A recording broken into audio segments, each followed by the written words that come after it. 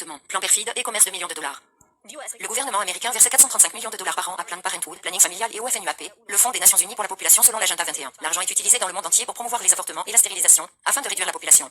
Des études choquantes montrent avec quelle brutalité cela est appliqué. La Commission mexicaine des droits de l'homme, CNDH, dénonce le fait que FNUAP soutient la stérilisation forcée et différentes mesures coercitives. Des études de cas de victimes rapportent des avortements dissimulés, l'utilisation secrète de contraceptifs ou la signature forcée de formulaires de consentement à la stérilisation.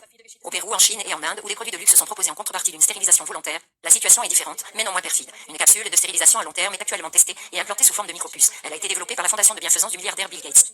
Divers groupes américains de défense des droits de l'homme exigent déjà que le FNUAP, en raison de ses efforts pour réduire la population, soit privé de ses fonds. Mais ce n'est pas tout. Planned Parenthood, l'organisation américaine mère de Pro-Familia Allemagne, gère un commerce d'1 million de dollars avec des bébés avortés. Dans le cadre de ce commerce, des organes de fœtus vivants sont vendus à des instituts de recherche médicale.